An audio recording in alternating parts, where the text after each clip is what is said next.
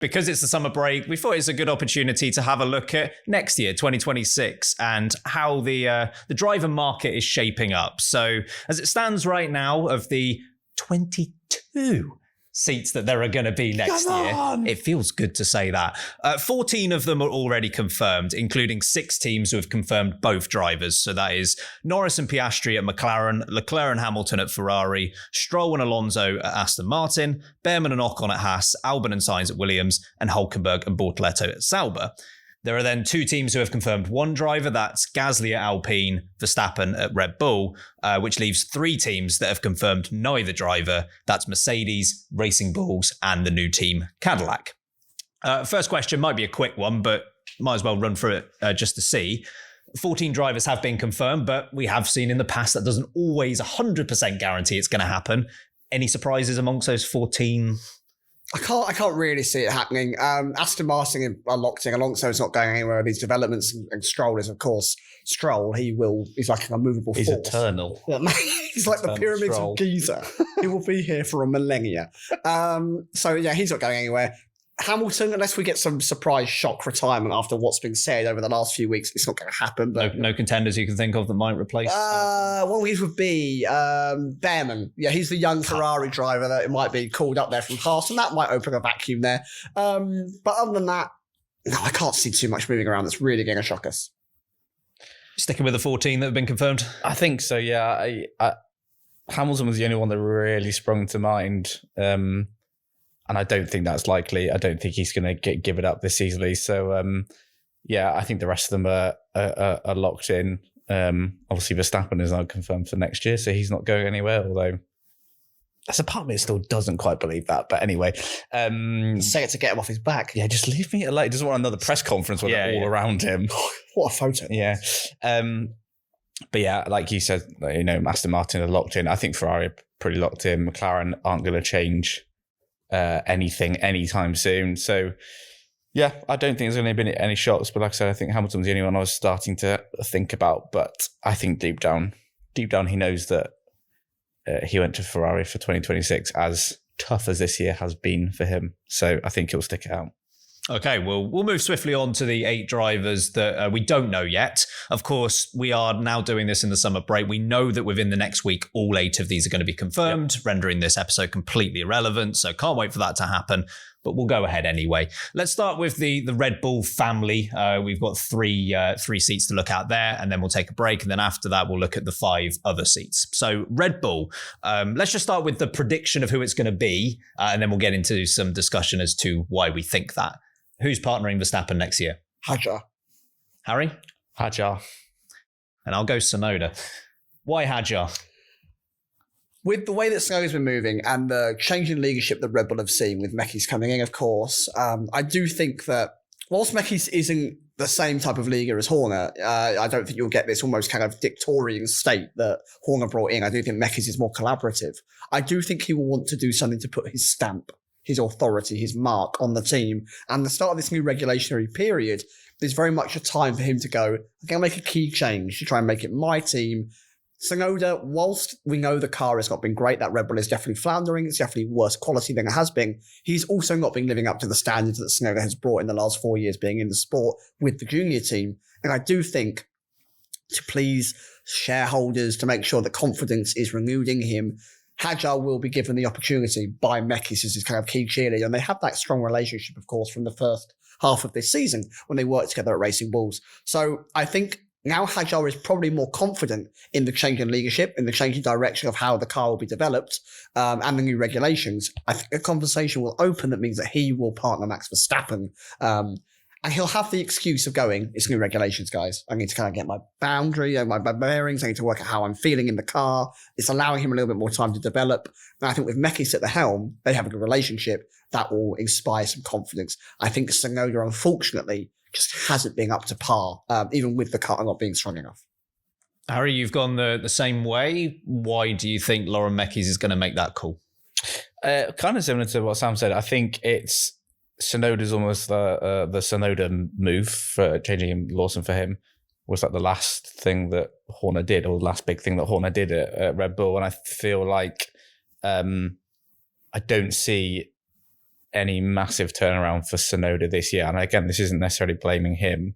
We know how cursed that second seat is at Red Bull.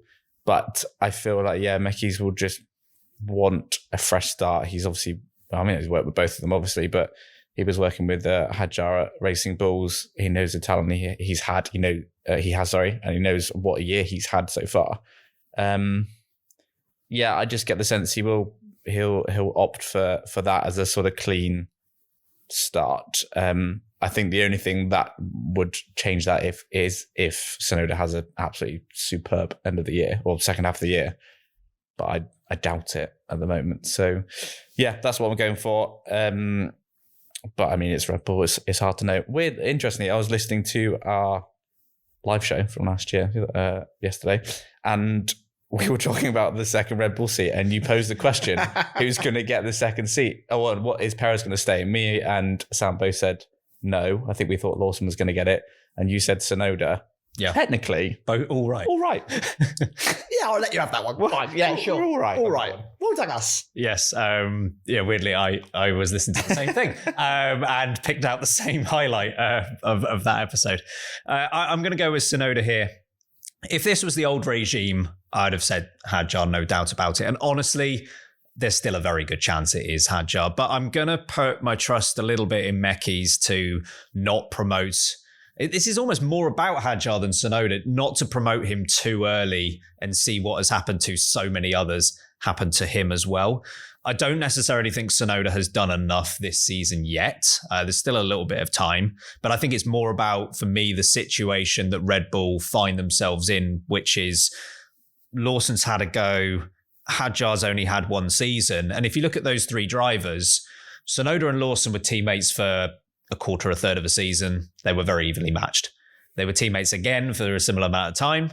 They were evenly matched. Hadjar and Tsunoda, I appreciate, only had 2 races as teammates beginning of this year, evenly matched. And even now, we're looking at Lawson and Hadjar. They're separated by 2 points in the championship. I think they've been pretty evenly matched if you consider Lawson's most recent run of form. So there's nothing to me yet from Isaac Hadjar, who is younger and I think has more potential. There's nothing yet that strikes me as he's going to go in versus Verstappen and do 2 tenths better than Tsunoda. The thing that changes my mind is the lack of Honda. Yeah, I mean, that's certainly helped him to this point.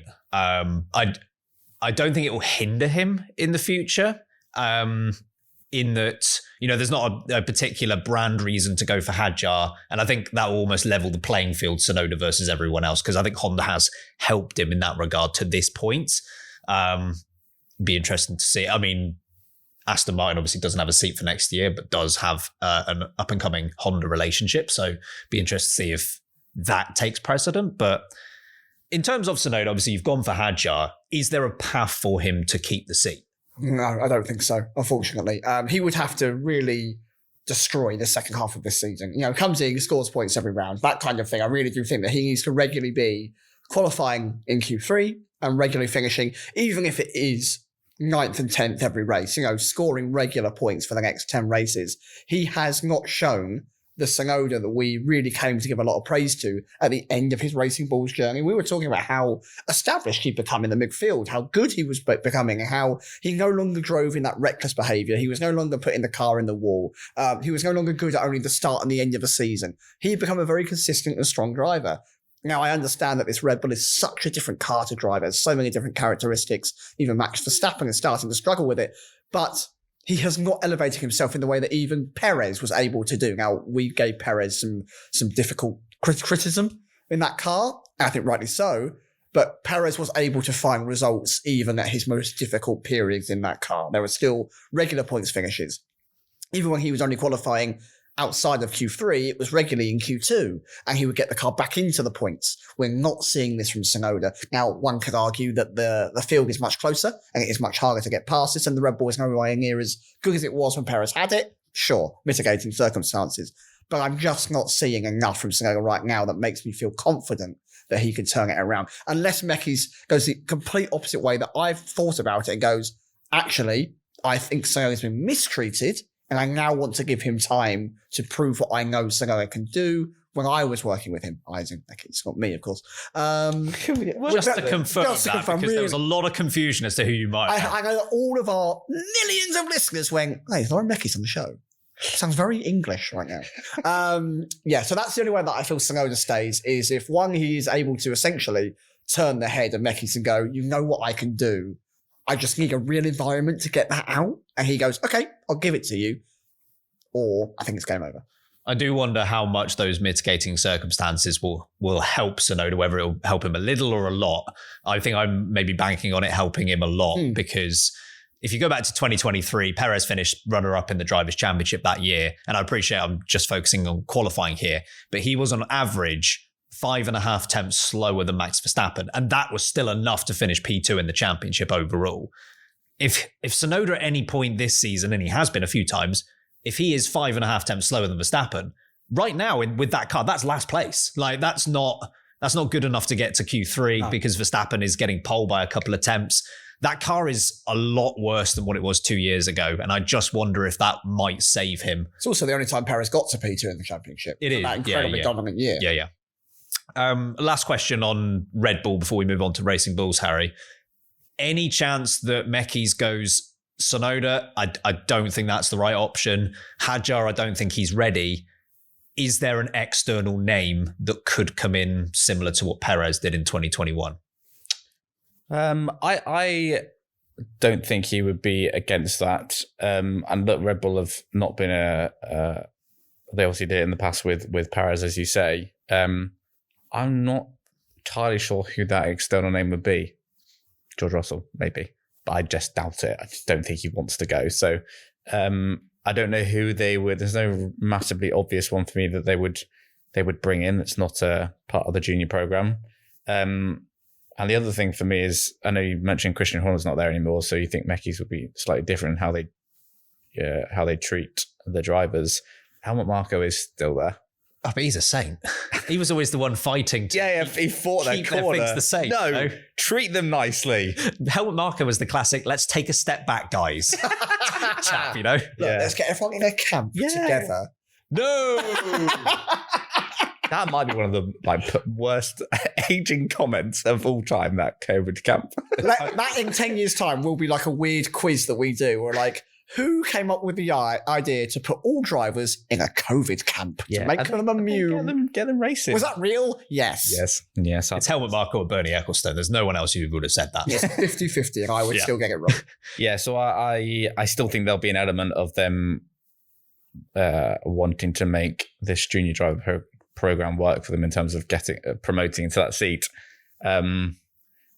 And I just don't think there's a massive obvious candidate right now that would be the one to drive in that other Red Bull. So I've got one name that springs to mind. Gasly. Yeah, I was thinking about that. Going back into the fire. But if he has no faith in Alpine, if he really believes which is perfectly justified. Very fair. Honestly, maybe a good call there, Pierre. That team is floundering. We don't know how well they're going to integrate the Mercedes power unit. They're struggling for cash. Flavio is not really a team principal, but is and has been banned from the sport once and come back. We don't know who their investors are. Renault aren't keen on it. There's a lot going on. So moving back to Red Bull, which is kind of out of the frying pan, literally into the fire he's used to, but far more established now. Which fire would you like to be in? I'm used to this fire. Would you like this third-degree burn? Or would you like this third-degree burn? I don't feel it anymore. It just walks around in like a hazard suit everywhere it goes. Help me. This is Pierre with a hair transplant now.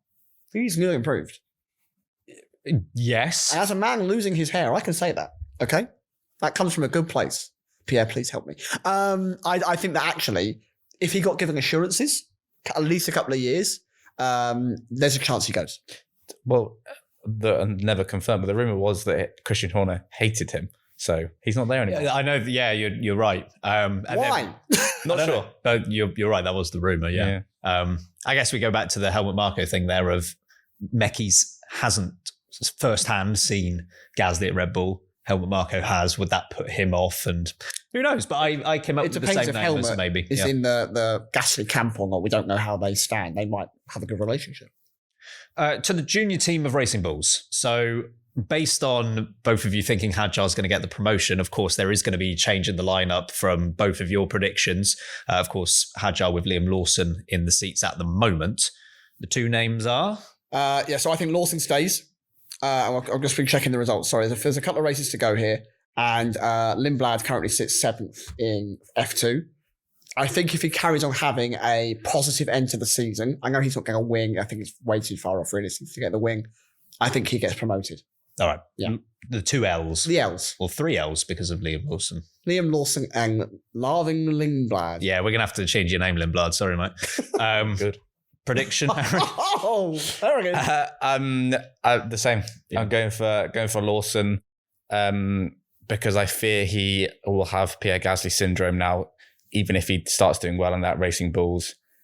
Never move him up again. Well, I'm not going to say he ruined it for himself because, good Lord, he had 2 races. But I just don't think they'll ever want to admit that they may have got it wrong. So I think he'll just stay in Racing Bulls now, and then probably make a move to Alpine in a few years' time. Natural journey, natural progression. And yeah, I think it'll be Lindblad in that second seat. If they obviously do move Hadjar up to Red Bull, sorry. If they don't, then they'll obviously keep Hadjar because he's been the star for them. So that's obviously based on Hadjar getting promoted, and then poor Yuki. I don't think we'll have a seat, but there's a real risk though that they again follow that pattern of moving things on too soon. And I do think if they bring Lindblad in, Lindblad, is that always how we're saying it? I believe so. Okay, sorry, Lindblad. Producer Kirsty with her Scandinavian roots is telling me off. Lindblad. I guess sorry, I sound like an ass. Lindblad. Arvid Lindblad.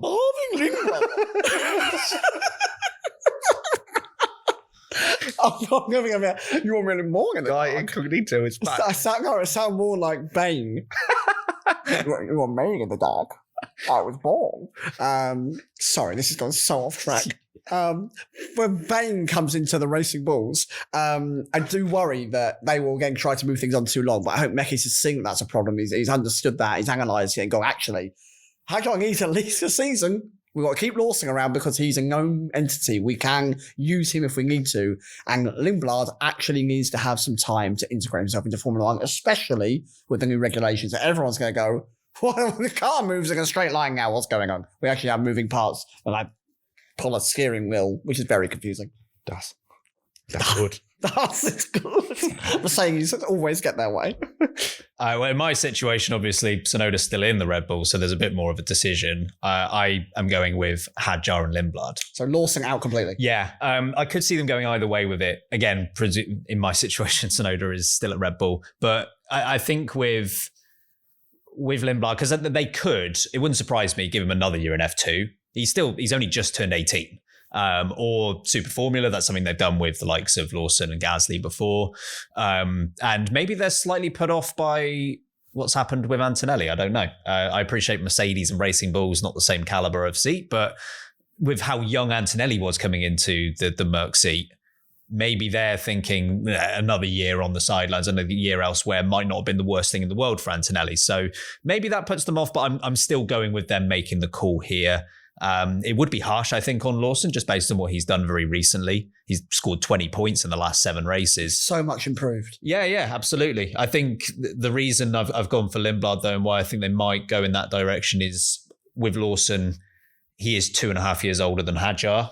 So and he's more experienced than Hadjar. So whilst his performances might now have got up to a level point maybe with him, there's more expectation, I think, for him based on how long he's been in the sport. And I know that's not a very long time, but it's more than Hadjar. So, question for you then, Ben. What happens to Lawson? Are you wearing Formula One? That might impact my late predictions. We'll see. No spoilers, but stay tuned after the break. Maybe. Mercedes. Maybe this one doesn't take very long, but we'll see. Are they sticking with Antonelli and Russell? Yeah, I think so. Yeah. I'm also saying yes. So I guess maybe the bigger question that was posed on what the streets are calling the best episode of all time, bonus episode 2 in July.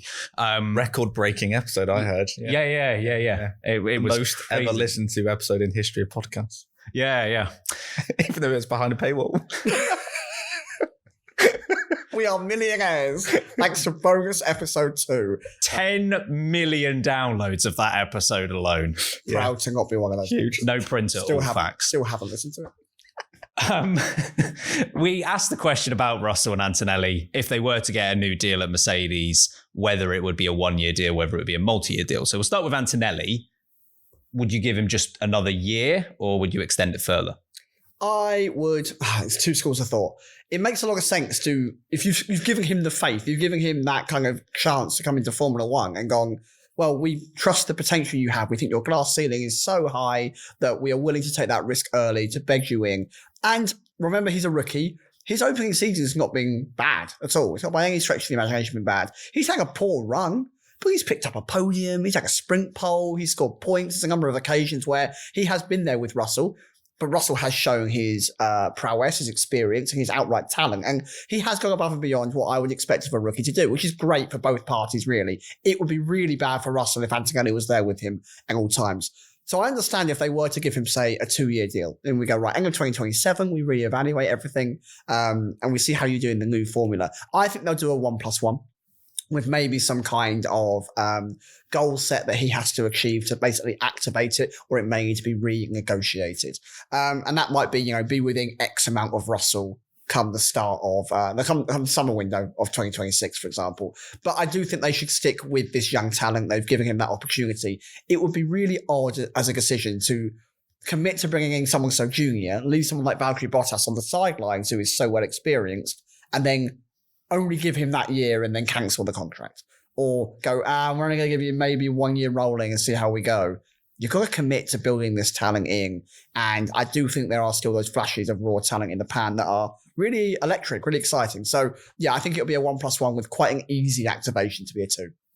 Yeah, I agree that it will be, I think a 1-year deal, maybe they add the +1 on the end of it as well, but I don't think they'll commit more than that at this stage. But I don't think there's any risk of Antonelli not being there next season just based on how much they've committed to this already. I just don't think it says a lot that when the Verstappen rumours were swirling, that it was Russell's seat that was more in question than Antonelli's, because as we discuss a lot of the time, Russell is a quality driver, yet he was the one a little bit more under threat than Antonelli. They've invested a lot in his junior career, and being a Mercedes driver, it's difficult. It's a privilege. Only 5 drivers before Antonelli have done it in this modern era of F1, going back to Schumacher, Rosberg, then Hamilton, Bottas, and then obviously Russell. It's not like they've had many drivers in that seat. It's a prestigious role. 3 are world champions. Yeah, exactly. Which is why it was such a surprise when Antonelli came along as a rookie in that sort of leading seat. And I don't think you do that unless you are committed all the way. I don't think a bad half a dozen races or whatever it's been, I don't think that changes the way in which Mercedes view him. So I'm going to go 1 year as well. Harry? Yeah, 1 year for Antonelli. And we said this on the greatest episode of all the podcasting. Yeah. But we said I don't think he would have or should have any complaints with just a 1 year, given how young he is into his career. So I think it keeps Mercedes options open. If, say, for example, 26 there's no development and 26 doesn't work out for Antonelli, they can pivot towards someone else, Max Verstappen. But if not, then obviously they can go for a bigger multi-year deal. So yeah, I don't think they'll do more than a 1 year for Antonelli. Do you think Toto has a hat for his contract negotiation? Well, I think so. He has a hat for everything. Contract hat. I think contract hat goes and gets it out the vault. I think it looks a lot like the classic Sherlock Holmes hat. Oh yeah, the Twin Peak one. Yeah, the Twin Peak. Yeah, nice. I like that. Yeah. Under each peak is a different contract, and you have to pick what one you get. With a pipe as well, from proper Sherlock Holmes. Sit in my office, he said, with a really bad Cockney accent. Sit down, to you about contracts, please, Toto. Hang on. Yes, now you can. Hello, Kimmy. Sit in my office. Yeah, I'm going to Red Bull. Cheers. Yeah. Actually, second thought. Don't make me take off the hand. No, please don't let me. Right. Can you pass me my gloves, please? Gets the forklift out.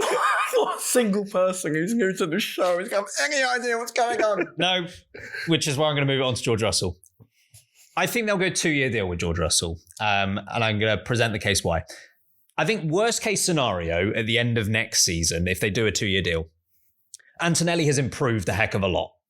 Verstappen's still there and wants to go to Mercedes for 2027. And George Russell's kind of there as well. And you decide with Antonelli's potential, Verstappen, how good he is, we don't want Russell there, but we're committed to a 2-year deal. And you pay off the second year of the contract. If you have to do that, you are in such an incredible position with your other two drivers that I think you can not love it, but justify it. You accept it, because the only way you're paying it is if Verstappen wants to join you. Yeah. So that's why I think they might go 2-year deal. I think Mercedes don't realise how precarious their position is. There is no clear junior driver that can come in and support if everything goes wrong. Verstappen is a risk. There is no actual guarantee that Max Verstappen will ever go to Mercedes, want to go to Mercedes, can be afforded to go to Mercedes. It really isn't as clear cut. You know, before Hamilton signed for Ferrari, no one, Toto might have put their hat on Ferrari taking Lewis Hamilton. It really felt like a mystery that was never going to actually come to be solved. And that's the same case here. Verstappen to Mercedes is almost as monumental in size as Hamilton to Ferrari. So there's no guarantees. And if Russell gets fed up, he doesn't get the deal he wants, the car doesn't develop, because, I mean, you spoke about it before we started going air, is Russell a top 3 driver now? If they lose him, and Verstappen is like, actually, Red Bull's really good right now, this Ford engine is amazing, love it, why would Russell then, you know, Russell's gone, why would then Max come over? Who have they got? Bottas might be off, we're discussing it later for the likes of Cadillac. Who do they go to at that point? I don't think they have anyone clear waiting in the wings that can take their spot and do a good job if essentially Russell and Verstappen make it known they do not wish to be with Mercedes. And I think therefore they have to give Russell a really strong deal to lock him in and then pay it off if everything else opens up for them. I agree, and again, I said this on the Patreon episode. I think there's a scenario. Sorry, Sam. There's a scenario where Toto gets burnt on this, and he doesn't get either Verstappen, and he loses Russell. I'm not saying it's the most likely scenario, but as I said before, Verstappen just cares about the racing, and I can foresee a future where he's just like, do you know what? I've had enough. I'm really good at this, but I've had enough. Got nothing left. I've got nothing left to give. Just doesn't want to do it anymore. I've got a kid. I've got a couple of kids now. Kvyat's crying in the corner. But Kvyat's one of the kids. Yeah. Come on, Daniel. But he's like, yeah, I just don't want to do it. I want to go race something else. I'm fed up of F1. And then they haven't committed enough to George Russell. And then Mercedes are left with Kimi Antonelli, who is super talented, as we know, but he's very young into Can't his drive career. both cars. Cannot. He'd like to try. So yeah, I'm with you, Sam. I think that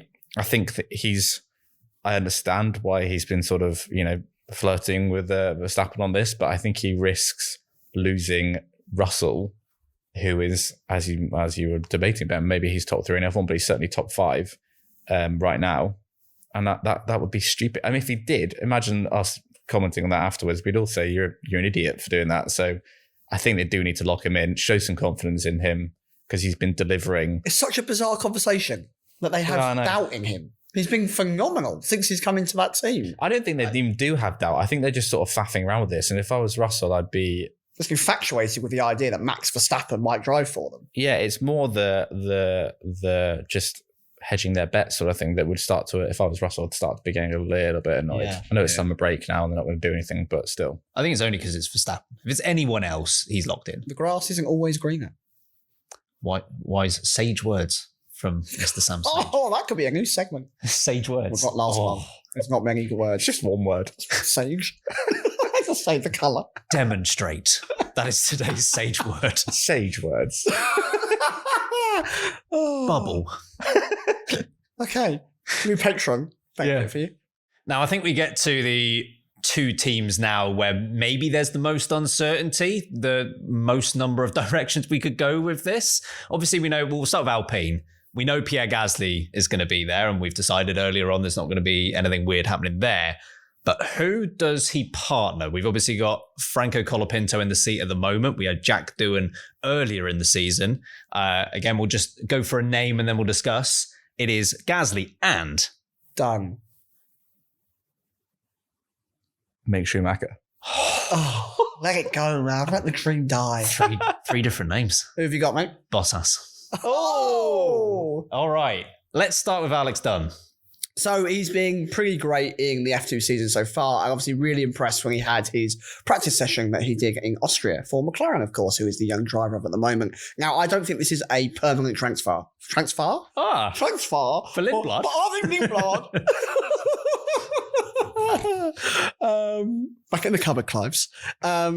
Anyway, yes, I don't think this is a permanent transfer for Dunn. I think that this will be a McLaren group desperately trying to get Dunn onto the F1 grid and doing a 1 or 2 year loan that lets him have a seat essentially, and then we'll bring him over if Norris or Piastri were to vacate one of their seats, or if Dunn goes, actually, you know what, neither of these two guys are going anywhere. They're both obviously very high profile drivers. You want to keep them both for ages. I'm going to have to go somewhere to get myself a drive, whatever. That comes later. But that's how I see that happening. It's more of a loan option because Alpine, despite having 417 reserve drivers, are literally out of options.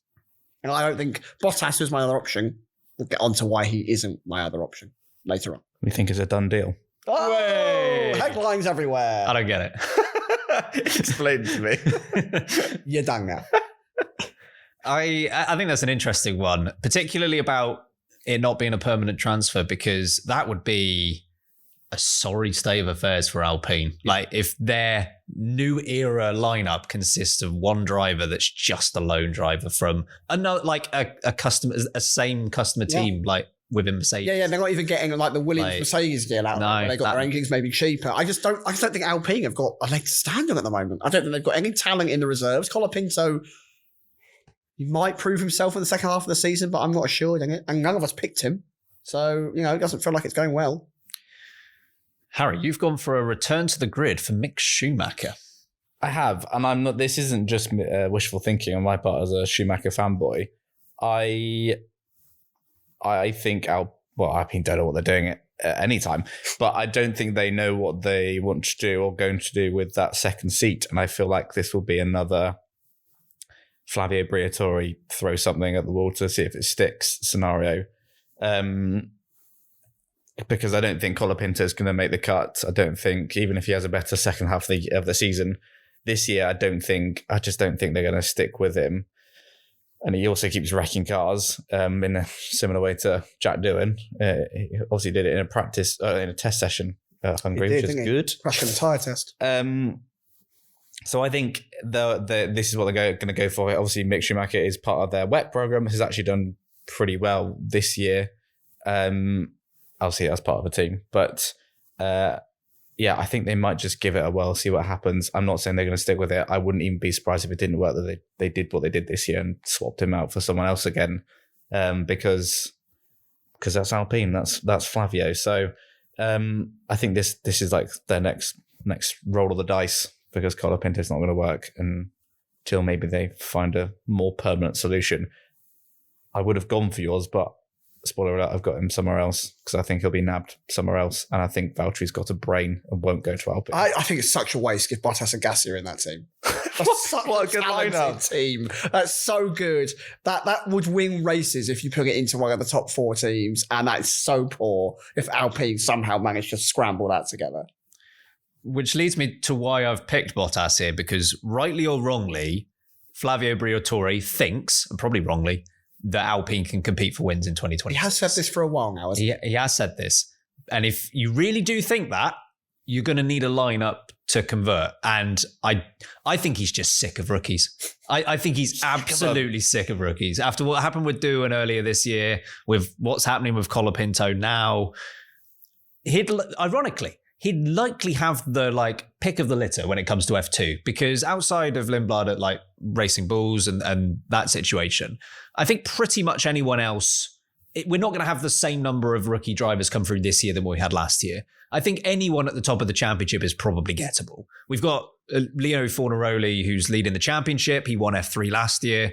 He's not affiliated with any junior program at the moment. They could probably get him. It's also really weird that no one has swooped in to pick him up. Because again, to do that back-to-back like Bortoleto did, for example, that's bizarre that no one has gone, we'll have him. Yeah, I think they could get done, possibly. I think they could get Crawford, possibly, from Aston Martin's junior program. I think all of these are in play. I just think Briatore is looking at this and I just don't want a rookie in my car.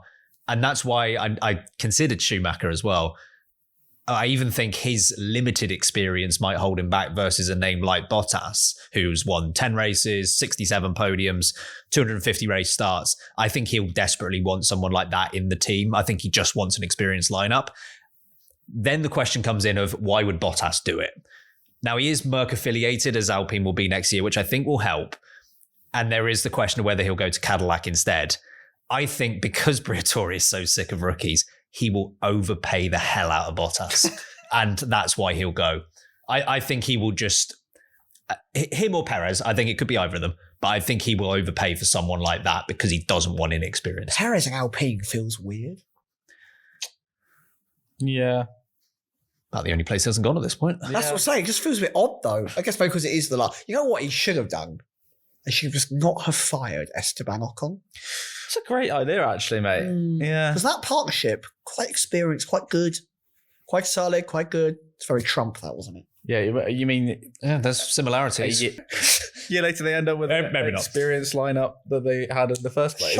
Shock, yeah. It could happen to them, you know? That's a good idea. Yeah. None of us... Well, we've presented 3 different names. Yeah. None of them is the person that's in the seat at the moment, Franco Colapinto. Harry, is there a way for him to stick in that? Will he stay under any circumstances? Can he turn it around? I think it's similar to the Tsunoda situation for me. I think he needs to have, it would have to be an absolutely superb, stellar second half of the season. And this is nothing against Colapinto because that car is garbage. But I just don't think he's necessarily got the experience, which, you know, he's still a rookie, basically. I think last year when he came into the Williams, I know the Williams wasn't the greatest car in the world, but it felt like it was a more solid base, more stable somewhat than what the Alpine had, and just quicker in a straight line. I think he's going to struggle to do that. I think he would have to have something biblically, that's easy for me to say, very good. Why say big Solid. words? Small words do trick. Let's go for a really good second half of the year for it to turn things around for him. But I'm with you. I don't think Flav wants another rookie in that car. I know Mick Schumacher he's not the most experienced, but he has experience in F1 and has been driving in WEC since then. So, it would have to be superb from Colapinto. Let's say, Sam, 10 races to go. Colapinto and Gasly from now until the end of the year. 5 all in qualifying, 5 all in races. Is that enough? No, I think he's fed up. I think Flav is fed up. Exactly what you both have pitched. I think he would almost need to lead the driver battle between the two of them. I'm not saying outscore Gasly for the whole season and be beating him in the Drivers' Championship, but I mean, he would, like, if Gasly was finishing 11th, Colapinto would be finishing 9th, you know, that kind of thing. And the Alpine isn't good enough to do that. Gasly is out driving that car. He's showing why he's considered probably the best driver in the midfield at the moment, around the same as Hülkenberg, I would say. And it's really difficult for someone like Colapinto, who is still a rookie, still developing, still growing, to actually prove themselves properly. He doesn't have the outright ability of someone like Bortoleto, who can cut through that field and get something done where others can't. And so he's stuck in a team that's floundering. He's also quite a rough driver that needs help to be shaped and made to be more of a finished package. And I don't think he's going to be given that time. So unfortunately, unless he has an absolute glory-filled last 10 races, I think it's done. Or a huge sponsor from the South Americans comes in and pays for a lot of money for them. We will see. That leads us to our last selection, which is Cadillac. We're about 6 months away from their debut in the 2026 season. As of right now, we do not know the identity of either driver that will be racing for them next year. Harry, the 2 drivers are Sergio Perez and Valtteri Bottas. And is that a match for you, Sam? Valtteri Bottas and Fornaroli. Oh, and I've gone for Sergio Perez and Alex Dunn. Oh, okay. So, Harry, I feel like there's probably about 10 names or so that have been linked And here. I've missed this, by the way. I love when 10 names are linked to a team. Yeah, I want yeah. everyone in. Everyone gets a chance. Throw Yeah, your hat in the ring. We should put. Toto's there. Yeah. I already have. 43 hats. I've got a test session at Brands Hatch next week. Brad. Yeah. Bloody hell, son. I need to get a hat. Someone. Toto. But I think, Harry, you've maybe gone for the two most likely candidates, Perez and Bottas. Still solid. I mean, exactly. That's a solid lineup. I think, Perez. He's got a lot of support behind him. He has quite a bit of backing. I think Perez has always come with a fair bit of money as well as talent, obviously. But that will be appealing to Cadillac, and he's got vast experience, multiple race winner. I think to have someone like that who could, I wasn't say lead, but be part of the charge for Cadillac is going to be crucial. And I think they'll be wary as well of what Haas did when they came back in 2016. Came back. Where were they? Well, because they can't be new, because nothing's allowed to be new in Haas. So they come back. Technically, they saw the Haas name was on the grid in the 80s. I'll go off for technicality. Yeah. Makes me right on that. But when they joined the sport in 2016, they obviously had Grosjean, who was very pretty experienced by this point, and then they had Gutierrez. And I think out of that partnership, obviously Grosjean was a better driver than them, went for experience, and they got Magnussen later on. So I think Cadillac will be aware of that. So that's why I think they'll go for Bottas as well. I think, obviously, as you've already mentioned, multiple race winner, a vastly experienced driver. That's a pretty potent lineup to have for your first year in F1, and will deliver, because no one's expecting them to start winning straight away. Where they will be in the pack, I think those two drivers, the only other person you would chuck in maybe is Hulkenberg, but obviously he's Audi. So out of those are the sort of three I think you'd go for. Like when you used to pick your starting Pokemon?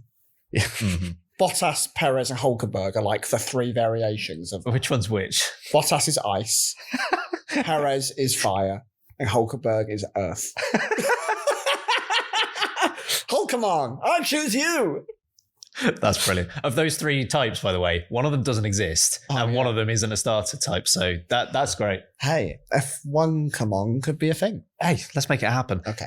I have to say, Sam, I thought, given Bottas and Perez were both available based on how you think the market's going, I thought you might go for both of them, but you've only gone for one of them. Yeah, I do think that in realistic terms, that is probably the right approach. Makes a lot of sense. You'll probably get good financial backing. You've got bags of experience. And if your car is, let's say they're coming and they're 7th in the pack.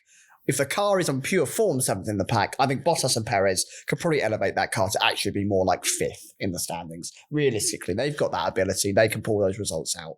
But I do think that the way Cadillac comes into the sport, they will only want one of those experienced guys. Now, there's every chance it could more be Perez due to that America's connection.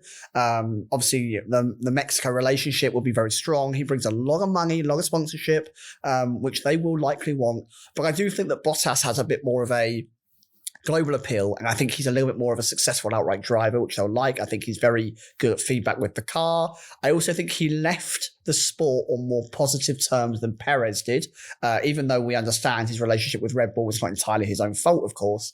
I do think that plays for something. Now, why I've gone for that youngster that's currently leading the F2 title is, then, for those who are new, what engines will Cadillac have when they come into the sport? Ferrari. And what country does Ferrari come from? Italia. And what country does this young man in F2 come from? The same. Ah, grazie. I know that, as we've already mentioned, there is no direct affiliation with a current Formula One team, but that doesn't mean that there might not be some underhanded. Sounds like there's something dodgy going on, but I do think there might be a bit of a lift up around us of those who have the similar, our friend of our friend kind of thing. I think that maybe Ferrari might look at this as an outside option if Behrman doesn't play out or move somewhere else or whatever, Hamilton doesn't work. And I do think that this might be a bit of an Italian-Ferrari connection. So whilst I think it's an outside thing, I think it also gives them an option, Cadillac that is, to actually own a young driver who is filled with bags of talent. He's only 20 years old. He's won F3. Chances are he's going to win F2. And it gives them a really strong option that they could develop, much like what Audi have done with Hulkenberg and Bortoletto. So for me, I think it's a risk. I do think it's more likely they go with Bottas and Perez, but this feels like quite an interesting option that allows them to have longevity in their lineup. Yeah, I've kind of gone the same line of thinking with a rookie in that it is riskier. There's going to be a lot of eyeballs on that first season for Cadillac, but long term, it could be a good call to give someone time to develop whilst that car probably isn't going to be performing at the level they want it to just yet. With Alex Dunn, I think they can get him away from McLaren, similar to Bortoletto and how he was a McLaren junior driver. I think they can probably work something out there. I think in terms of outright pace, I know he's not leading the championship. I think he's got the most potential of anyone in F2 at the moment. Sometimes he converts on that potential, sometimes he doesn't. But if they're playing a longer term game, then they can get away with that for a season or two. So yeah, I wouldn't. Fornaroli's a good shout. I think about Fornaroli as well. I don't think Drugovich is out of it. Drugovich has a bit of Cadillac experience, I believe, endurance racing wise, and obviously an F2 champion. They might be a little bit concerned with it took him 3 years to win F2. Are we looking at another Nick de Vries situation, which is why I didn't go for him. But I don't think he's out of the running. And if they do really want an American driver, Jack Crawford seems like a good shout from F2 as well. But yeah, I've gone with Alex Dunn alongside Sergio Perez. I do think that whilst we give a bit of slack to Haas for, they claim to be the American team but never actually seem to do anything properly American, I don't want Cadillac to go too much down that route. I want them to own being from the US. I really do. I want them to have that identity. I think that's missing in Formula One. But I don't want them to do it to their own downfall, where they start picking options because they're American, when actually there are more sensible or productive options out there for them.